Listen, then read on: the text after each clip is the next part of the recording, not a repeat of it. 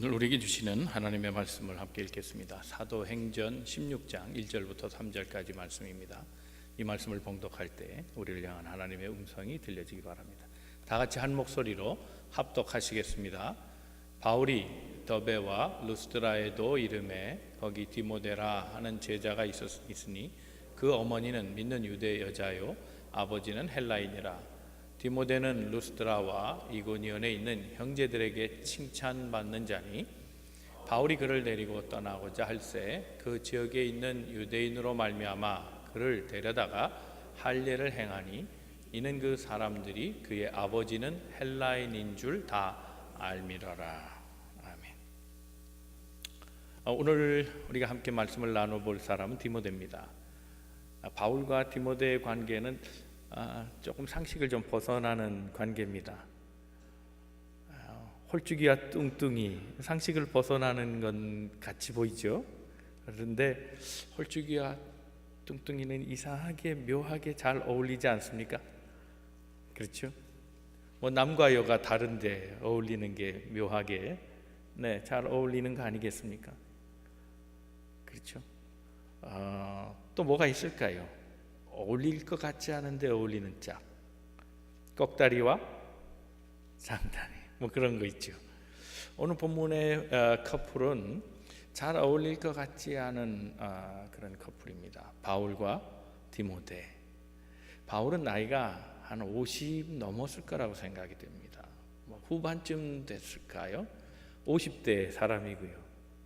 디모데는 어쩌면 10대일 수도 있습니다. 한 20 정도 되는 아주 약관의 나이입니다. 그냥 잘 안 어울릴 것 같은데 바울은 이 디모데를 동역자라 그렇게 얘기합니다.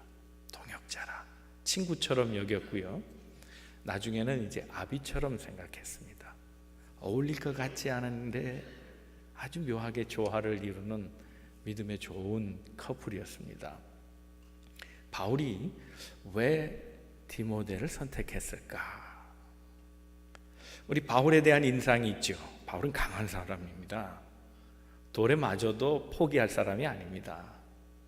협박해도 그는 안 통할 사람입니다. 바울을 얘기하자면 바울은 어쩌면 스스로 불을 붙이는 사람일지도 모릅니다. 스스로 불을 붙일 줄 아는 사람이에요. 용감하고 열정적이고 지칠 줄 모르고 겁도 없습니다. 포기할 줄도 모르고 저돌적이고 한번 하고자 하면 끝까지 밀어붙이고 이게 바울의 성격입니다. 그런데 디모데를 생각해 보면 디모데는 이게 샌님 같아요. 약해요. 우리가 잘 아는 대로 우리 묘하게 끌어다 쓰는 성경에도 포도주를 먹으라 했다 뭐 그런 묘하게 끌어다 쓰는 본문이 있잖아요. 너는 물만 먹지 말고 내 약한 비유를 생각해서 포도주를 먹어라 그랬죠. 그러니까 요즘으로 얘기하면 그는 신경성 위장 장애를 갖고 있는 사람입니다. 조금만 누가 뭐라 그러면 소화가 안 되는 겁니다. 설사를 하든지 무슨 하여튼 배가 아픈 거예요. 그냥 비위가 상하고요. 뭐 조금만 낯선 거 뭐 선교지에 갈 타입도 아니에요. 그 지저분한 물을 먹기도 비위상해서 못 먹었을 거고요. 뭐 이상한 동물도 먹거리로 주면 못 먹었을 거예요. 비위가 약하고요. 그래서 자꾸 토하고 신경 쓰면 뭔가 장애가 일어나는 그런 사람입니다. 또 성경이 주는 이미지가요. 그의 어머니 쪽을 얘기를 해요. 어머니 계보를 얘기해 보면 어머니, 할머니 다 유대인인데 경건했다. 아버지 쪽 안 나와요. 이름만 나오죠. 헬라파 사람. 그러니까 이미지로만 보면 그는 매우 마마보이 같은 사람입니다. 그래 안 맞아요. 바울하고 디모데는 맞지 않아요. 그런데 바울이 보는 눈이 없었던 사람이 아닙니다. 그가 어떤 자이기에 어린 나이 이제 10대 막 끝내갈 무렵에 이 약관의 사람, 나약해 보이고 연약해 보인 이 사람을 간택해서 후계자로 삼았을까? 여기 숨겨진 사역자의 비밀이 있습니다. 오늘 이걸 한번 캐치해 보려고 합니다. 말씀 중에 깨달은 바대로 주님의 쓰임 받는 우리 모든 동역자들 다 되시기를 주님의 이름으로 축원합니다. 우리 옆에 분 서로 권면하시고 말씀 듣겠습니다. 하나님은 오늘도 당신을 향한 계획을 가지고 계십니다. 첫 번째, 디모데는 바울에게 있어서요 가능성을 보여준 사람입니다. 여러분, 이게 이미지가 굉장히 중요합니다. 나는 누군가에게 가능성을 보여주는 사람인가? 저 사람이면 되겠다. 이 사람과 함께하면 행복하겠다. 이런 가능성을 줘야 됩니다. 이 사람과 있으면 즐겁다. 이 사람과 하면 된다. 이런 희망을 줄 수 있는 사람이 돼야 되는 거죠. 우리 옛말에 그런 말이 있죠. 될성 부른 나무는 떡잎부터 알아본다.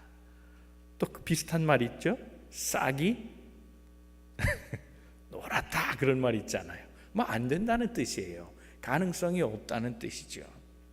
가능성이 있는 사람이 있고 없는 사람이 있습니다. 어찌 알겠습니까? 또 사람은 또 변해가지요. 그렇지만 누군가에게 희망을 주는 이미지를 갖고 있다는 게 굉장히 중요한 겁니다. 오늘 본문에도 그런 말씀이 있죠. 1절과 2절 말씀을 보면 한번 같이 다시 한번 읽어볼까요? 시작. 바울이 더베와 루스드라에도 이르매 거기 디모데라 하는 제자가 있으니 그 어머니는 믿는 유대 여자요 아버지는 헬라인이라. 디모데는 루스드라와 이고니온에 있는 형제들에게 칭찬받는 자니 칭찬 들었다. 그런데 그는 어디 출신인가 하면 루스드라 출신입니다. 루스드라 출신인데 그 지역에서도 칭찬받고 이웃에게도 칭찬 들었다는 겁니다. 여러분, 내가 사는 지역에서 칭찬 듣는 게 그렇게 쉬운 게 아닙니다.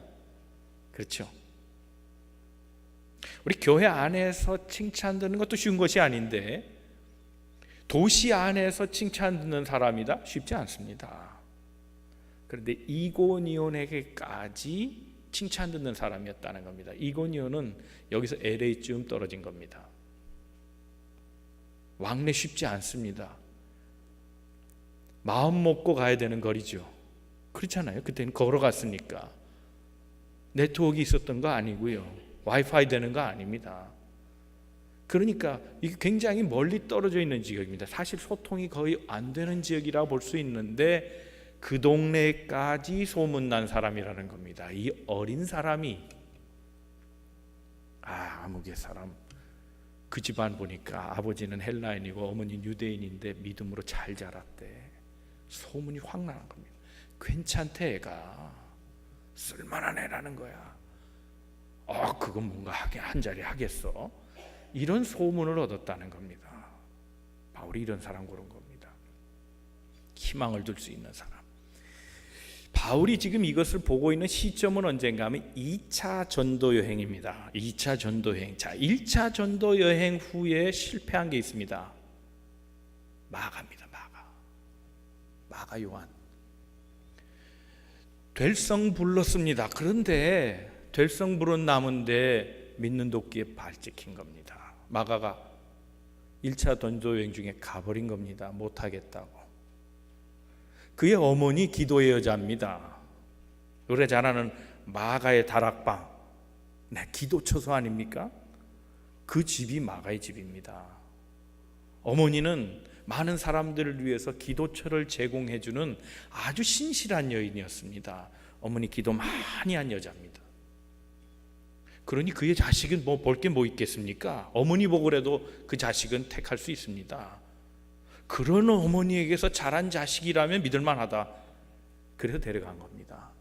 그런데 비, 바람, 추위, 배고픔, 무서움, 자연재해를 비롯해서 사람의 협박, 이런 걸 생각하니까 겁난 겁니다. 내 청춘 여기다 다 바칠 수 없어.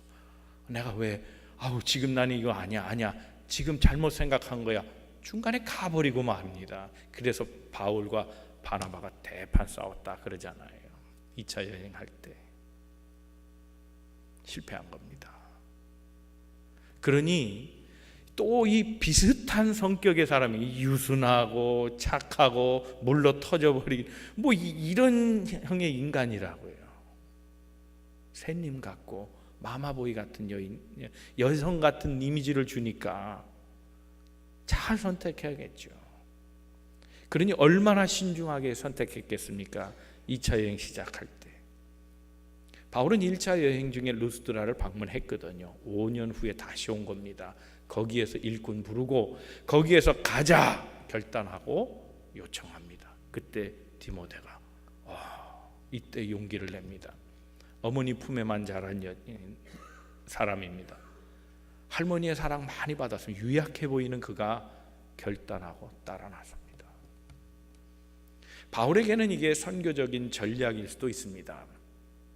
나이가 30년 이상 차이 납니다. 한 세대 다음 사람입니다.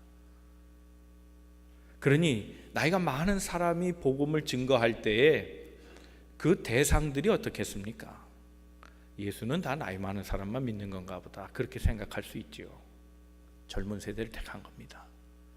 그리고 그 옆에서 열심히 땀 흘리면서 보조하는 자, 그 감동을 주는 사역을 보여줄 때에 그와 비슷한 연령의 때들이 도전을 받게 된다는 겁니다. 이게 굉장히 중요한 겁니다.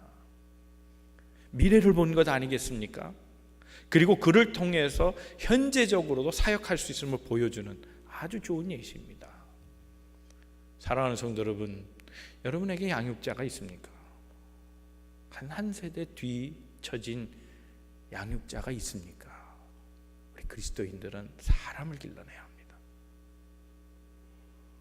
우리의 믿음을 누군가에게는 전수해주고 가야 합니다. 나보다 더 큰 일을 할 수 있는 사람을 세워가야 합니다. 인생의 궁극적인 평가가 뭐냐? 결국은 그리스도의 사람 만들어내는 데 있습니다. 나 그렇죠. 내가 잘 믿고 천국 가면 되겠죠. 그것이 1차적일 수 있어요. 그러나 성숙한 그리스도인은 무엇으로 평가하느냐? 재생산입니다. 내가 그리스도인 된 것처럼 누군가의 은혜로, 누군가의 지도로, 누군가의 사랑으로 내가 이만큼 된 것처럼 나도 누군가에게 영향력을 주고 나와 같은 사람을 만들어가는 것, 복음으로 변화된 나를 다시 다음 세대에 복음으로 변화시켜서 그 준비된 세대를 만들어가는 것, 이게 성숙도의 가장 중요한 요점입니다. 여러분에게 양육자가 있어야 합니다. 자식을 양육자로 두는 것도 중요합니다. 그러나 교회 안에서도 양육자를 만들어야 합니다. 믿음으로 길러내는 사람들, 사랑하는 우리 모든 만남의 교회 성도들, 좋은 신앙의 멘토가 되시기를 주님의 이름으로 축원합니다.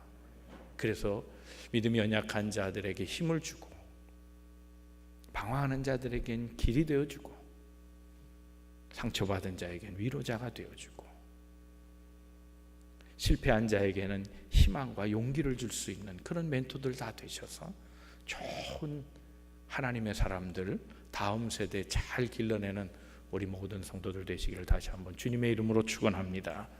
디모데가 그런 사람입니다. 다음 세대를 넉넉하게 맡길 수 있는 사람이었습니다. 그를 30년이나 어린 자식 같은 사람이었지만 그는 동역자로 두고 믿음으로 길러내는 겁니다. 이제 그걸 나중에 또 보겠습니다. 두 번째, 그는 자격의 시비를 없애려고 노력했던 사람입니다. 누가 하나님의 쓰임을 받을 것인가? 나만 떳떳하면 되죠. 그러나 중요한 게 있습니다. 사회적인 어떤 요청이 있고 공공의 요구들이 있습니다. 그것에 대해서 기본적인 건 충족해야 된다는 겁니다. 이 말씀을 드리는 이유는 그가 어떤 신분을 가졌느냐 하는 특수한 상황 때문입니다. 유대인들은 흩어졌습니다. 예루살렘에서 박해받고 흩어져 갑니다. 디아스포라입니다. 물론 그 이전부터 디아스포라들이 있었습니다. 포로기를 경험하면서 세계 곳곳에 유대인들이 다 뻗어나갔습니다. 그래서 결혼하게 되죠. 유대인과 유대인이 결혼해서 세습이 되는 경우도 있지만 외국 사람하고 결혼하는 경우가 생기게 된 겁니다. 디모데가 그렇습니다. 어머니는 유대 사람이었지만 아버지는 헬라 사람이었습니다. 따라서 그 지역에 살기에 또 바울의 입장에서 봐도 굳이 외국에 나가 있는 유대인, 그것도 해프인 유대인에게 할례를 권할 이유는 없습니다. 그런데 바울은 선교적 관점에서 이 디모데를 어떻게 키우려고 했는가 하면 유대인에게도 복음을 전하고 헬라인에게도 복음을 전하려고 했던 겁니다.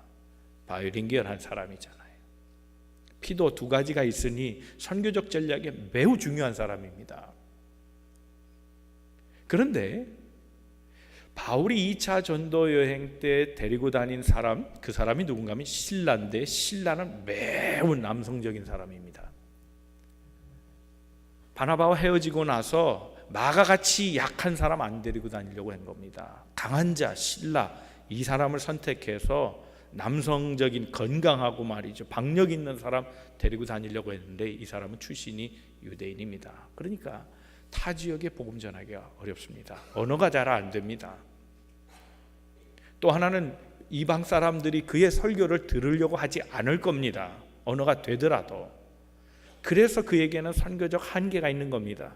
잘 쓰임받는 사람이 누구냐? 디모데 같은 사람입니다. 그런데 디모데는 헬라권에 가서는 오케이입니다. 할례를 안 받아도 상관없습니다. 그런데 문제는 흩어진 유대인들 디아스포라에게 전도할 때에 시비거리가 생긴 겁니다. 아니, 어머니 쪽에서 경건한 유대인이라 뭐 그렇게 바울이 소개는 해놓고 할례도 안 받았대? 그게 무슨 교육이야? 이래버리면 말씀이 아무리 좋아도 그것 때문에 시비가 붙어버린다는 겁니다. 그래서 할례를 받게 한 겁니다. 유대권에게도 복음을 증거하려면 그런 문제로 복음이 전달되는 것이 방해받지 않으려고 할례를 시켰다는 겁니다. 이것에 수긍하고 할례를 받아요. 바울은 절대로 할례를 주장한 사람이 아닌 걸 알 수 있습니다. 마음의 할례가 중요하다, 육신의 할례는 중요하지 않다. 디도에게 그렇게 했습니다. 디도는 절대로 할례 못 받게 했습니다. 사람들이 요구했습니다. 디도는 안 된다 그랬습니다. 바울이 마음이 왔다 갔다 한 거냐? 그건 아닙니다. 상황에 따라 다르게 처신했을 뿐입니다. 거기에 맞게 한 겁니다. 디도에게까지 양보해 버린다면 바울은 말만 하고 그렇게 실천하지는 않는 사람이다. 그러므로 다 할례 받아라, 그렇게 말을 옮겨버릴 수 있습니다. 디도는 절대로 못하게 했습니다. 그런데 디모데는 경우가 달랐습니다. 할례를 바울이 받게 합니다. 또 하나 그를 위해서 시비거리를 없애준 게 있습니다. 안수 문제입니다. 디모데전서 1장에 보면 그가 안수받았다는 얘기가 나옵니다. 바울이 안수한 사람 많지 않습니다. 세례 준 사람도 많지 않습니다. 그런데 디모데전서 4장에 보면 그가 이 안수받은 곳이 어딘가 하면 장로의 회의라 그랬어요. 공적인 회의입니다. 오피셜한 데서 해준 겁니다. 비밀스럽게 집에서 사람들 보지 않는 데서 했다라고 말하는 것이 아니고 모든 사람들이 보는 앞에서, 그것도 특별한 자리에서 정식으로 안수했다는 겁니다. 오피셜하게 임명해 준 겁니다. 여기에 권위가 있습니다. 하나님의 사회가 아무나 하면 어떻습니까? 꼭 무슨 신학교를 나와야 합니까? 꼭 무슨 목사가 돼야 합니까? 그러나 만약 여러분, 내가 아무리 신령한 은사를 받았다 할지라도 만약에 목사가 아니면서 매일 강단을 차지하고 있다면 누군가에게는 시비거리가 될 겁니다. 그렇죠. 하나님의 역사가 누구에게는 없겠습니까? 하나님이 채널로 쓰시면 다 할 수는 있는 겁니다. 그러나 오피셜한 것도 필요한 겁니다. 그래서 디모데에게 그렇게 세워준 겁니다. 할례 문제 잡음을 없애버렸습니다. 안수의 문제 다 잡음을 없애줬습니다. 여러분, 하나님의 쓰임 받으려면 나만 당당하면 되지, 그건 어떻게 보면 무례한 겁니다. 자격을 갖춰야 합니다. 그래서 시비거리가 있어서는 안 됩니다. 저 사람은 다 좋은데 저게 나빠, 바로 그걸 고쳐야 합니다. 시비거리가 되지 않게 해야 합니다. 저 사람은 다 나쁜데 저것만 좋았고, 뭐 그것도 문제가 있지만 다 좋은데 뭐 하나 문제가 된다면 그걸 자숙하는 마음으로 잘 고쳐야 합니다. 그래야 하나님 쓰시기에 준비된 자요, 쓰시기에 불편하지 않은 사람으로 되는 겁니다. 사랑하는 성도 여러분, 날마다 주 앞에 이것을 물으십시오. 하나님의 쓰임받기에 적절한지 물어보시고 마음에 걸림돌이 있다면 길을 쓰고 기도하십시오. 그리고 그것을 없애달라고 하나님 앞에 기도하고 실천하십시오. 하나님 쓰시기에 불편하지 않은 사람으로, 사람들 보기에도 적당한 사람 되는 것이 중요합니다. 그래서 날마다 하나님께 쓰임받는 걸 사모하면서 바로 쓰임받되 계속 쓰임받을 수 있도록, 잠시의 사역이 아니라 주님 부르시는 날까지 끝까지 충성할 수 있도록 모든 여건들을 만들어가는 것이 매우 중요합니다. 이걸 다 갖춘다고 해서 그렇다고 유능한 지도자가 바로 되는 것은 물론 아닙니다. 그러나 기본적인 것은 갖추는 것이 매우 중요합니다.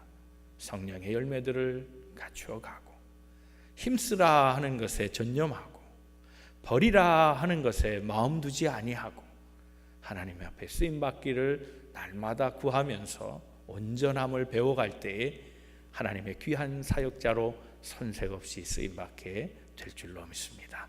하나님 쓰시기에 부족하지 않은 우리 모든 만남의 성도 다 되시기를 주님의 이름으로 축원합니다. 세 번째 생각할 것은 그가 충성한 사람으로 바뀌어간다는 겁니다.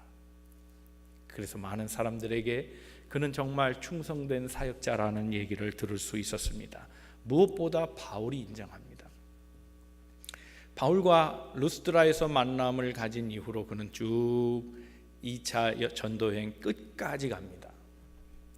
그가 처음 바울과 동행하면서 어려움을 당했던 지역이 빌립보입니다.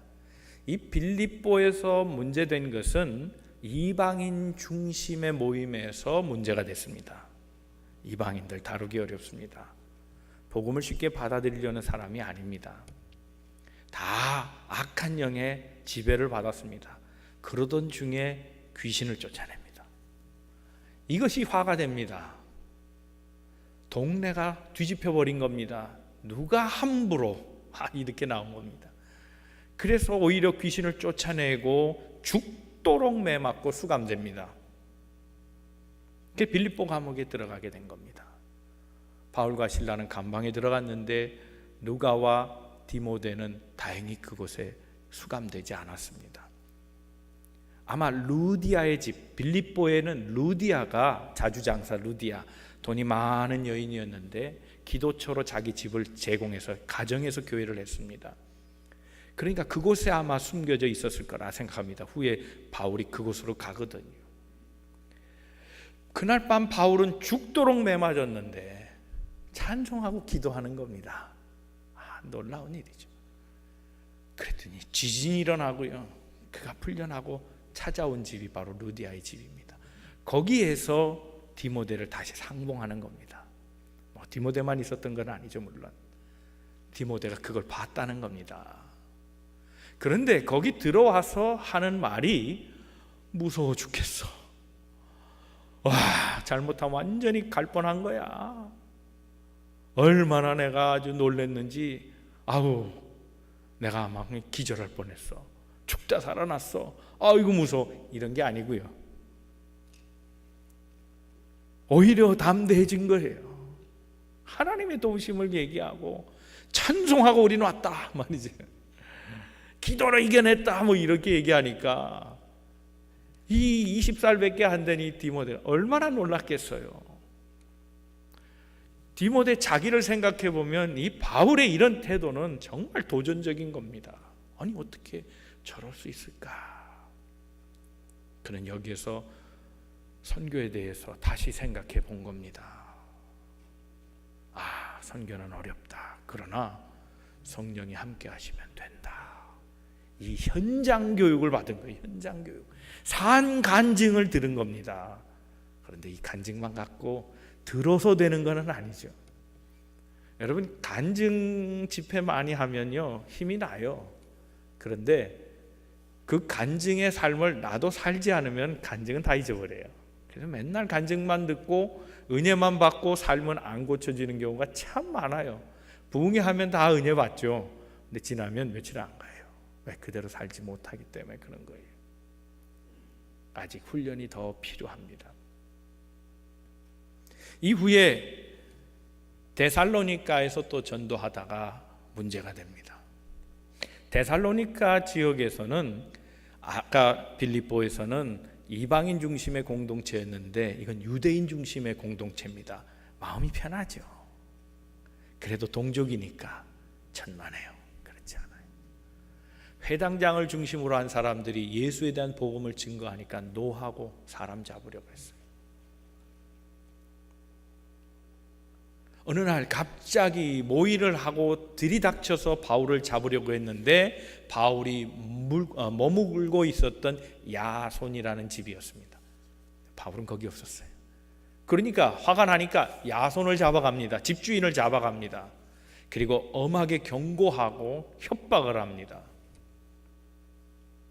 이것을 알게 된 사람들이 바울을 중심으로 해서 호의 잘해서 그리고 베레아 쪽으로 도망갑니다. 베레아에서 또 말씀을 증거하다가 또 소식을 듣습니다. 쫓아오고 있다는 겁니다. 거기까지 데살로니가에서 핍박하던 자들이 사람을 또 풀어서 베레아까지 쫓아와서 죽이려고 한다는 겁니다. 이 소식을 듣고 사람들이 또 에스코트해서 배를 타고 아덴이라는 곳으로 바울을 옮겨 놓습니다. 그런데 그곳에 디모데는 동행하지 않았습니다. 급하게 피신하는 중이라 안 했습니다. 바울이 아덴에서 얼마나 걱정했겠습니까? 아덴에서 그를 도와주었던 사람들, 호위하면서 왔던 사람들을 다시 돌려보내면서 디모데를 데리고 와라 얘기합니다. 디모데가 다시 그들의 요청을 받고 바울에게로 갑니다. 그곳에서 약 1년여 정도 훈련을 받고 디모데가 단독으로 파송되는데 그 파송되는 지역이 데살로니가 지역입니다. 도망왔던 지역입니다. 죽을 뻔했던 지역입니다. 그런데 20살짜리 이제 21살 그 정도 되는 1년밖에 훈련되지 않은 사람을 다시 보내는 겁니다. 갑니다. 외모가 연약해 보인다고요? 아닙니다. 전혀 약한 사람이 아니었습니다. 마마보이라고요? 아닙니다. 그는 하나님 보이였습니다.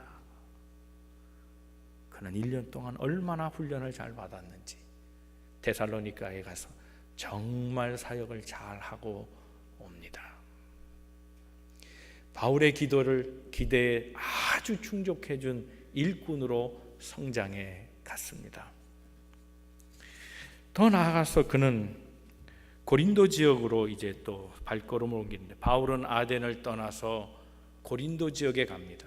그 고린도에서 로마에다가 편지를 쓴 사건 여러분 잘 아시죠? 로마서는 로마에서 쓴 게 아니고 고린도에서 썼습니다. 그 고린도에서 로마서를 쓸 때 거기에다가 16장에 디모데 이름을 옮겨놨습니다. 나의 동역자라 얘기합니다. 30살 차이 나는데 동역자라 올려주는 겁니다. 내가 한 일처럼 그도 똑같이 위대한 일을 하고 있다 격상시켜 준 겁니다. 여러분, 정말 성공한 사람은 누군가를 성공시켜 주는 사람입니다. 많은 세상의 논리들은 그렇지 않습니다. 남을 눌러야 내가 올라갑니다. 그러나 올라간 게 아니라 남을 눌러놨기 때문에 내가 높아져 보이는 거지 그 사람은 성장한 사람이 아닙니다. 성장 못하니까 누르는 거지. 어떻게 보면 정말 성공한 사람은 누구냐? 남에게 삶의 노하우를 가르쳐주고 인생의 길잡이가 되어주고 다른 사람들을 존경해주고 칭찬해주고 높여주는 사람, 이 사람이 정말 성공자입니다. 나로 인해 누군가가 성공했는가? 그게 인생을 살아간 삶의 중요한 가치 척도가 되는 겁니다. 바울이 지금 그렇습니다. 그처럼 높은 사람이 그와 언급되어 있는 수많은 사람 가운데 누가 있겠습니까? 그런데 다 자기처럼 높여주는 겁니다. 나의 동역자라 다 높여주는 겁니다. 이게 훌륭한 사람입니다. 실제로는 그렇지 않아도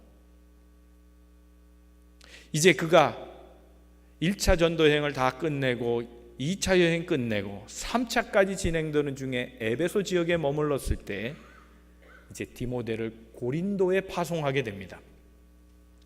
고린도 교회가 문제가 생겼다는 걸 압니다. 파당 문제, 영적인 많은 문제, 사랑이 식어지고 교인들은 아수라장이 되고 그 문제를 해결하라고 바울이 디모데를 보냅니다. 그런데 잘 못했습니다. 고린도전서 4장 7절에 보면 그를 보낸다, 잘 대우해줘라, 그는 나의 대리자다 얘기해줬는데 못했습니다. 누가 했는가 하면 디도가 했습니다. 그는 실패하고 돌아왔고 디도를 보냈는데 디도는 강한 사람입니다.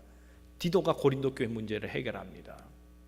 그런데 고린도 후서에 가면 고린도 후서 말미에 뭐라고 되어 있는가 하면 첫 1장 1절에 그렇게 얘기합니다. 나의 동역자라 다시 얘기합니다. 분명히 실패했습니다. 디도는 해냈고 디모데는 못했습니다. 그런데 고린도 후서에 디모데의 이름을 언급합니다. 내 동역자라 얘기합니다. 끝까지 믿어준 겁니다. 사람은 거기에서 크는 겁니다. 한 번 실수했다고 그 사람에게 정죄하고 그 사람을 탓하면 잘하지 못합니다. 아직 어린 사람 아닙니까? 가능성이 무한합니다. 성실하게 해온 사람입니다. 많은 경험을 더 해야 되는 사람입니다. 한 번의 실패로 그를 사장시킬 수 없습니다. 또 믿어주고 또 믿어줄 때 사람은 성장해 가는 겁니다. 기다려주고 마음이 열려서 받아주고 그를 참아주고 인내해주고 끝까지 바라보되 지지해주는 것, 이것이 양육자들이 해야 될 일이 아닌가 싶습니다. 디모데는 그렇게 컸습니다. 바울의 죽음도 그는 봤습니다. 그도 AD 80년에 에베소의 주교로 살다가 순교당합니다. 약한 자가 아니었습니다. 강한 자였습니다. 사랑하는 성도 여러분, 약해 보였던 자가 바울이 지지해주고 바울이 간택하여 바울이 힘을 실어줌으로 위대한 하나님의 사람으로 변화되었다는 사실을 오늘 우리가 기억해야 할 것입니다. 우리 모두 사역자로 먼저 부름받아야 합니다. 누구에겐가는 희망을 줄 수 있는 사람이 되어야 됩니다. 그리고 사역할 때 늘 기억할 것은 내 허물이 없도록 자신을 잘 살펴야 한다는 겁니다. 지적받지 않도록, 뭔가 걸림돌이 되지 않도록 자기를 살펴야 합니다. 그리고 하나님 앞에 충실한 자로 끝까지 삶을 드려야 합니다. 더 나아가 이제는 양육자가 되어야 됩니다. 가능성을 보아줄 수 있는 사람, 그리고 허물을 없애줄 수 있는 사람, 실패하더라도 끝까지 밀어줄 수 있는 그런 양육자가 되어야 합니다. 죄인이지만 끝까지 우리를 사랑하사 믿어주시고 그래서 이 땅에 오신 예수 그리스도의 탄생의 계절을 맞이해서 오늘 우리도 주님처럼 바울처럼 끝까지 믿음을 주고 포기하지 않는 사랑으로 사람을 만들어가는 그런 우리 만남의 성도들 다 되시기를 주님의 이름으로 축원합니다. 기도하겠습니다. 우리 한번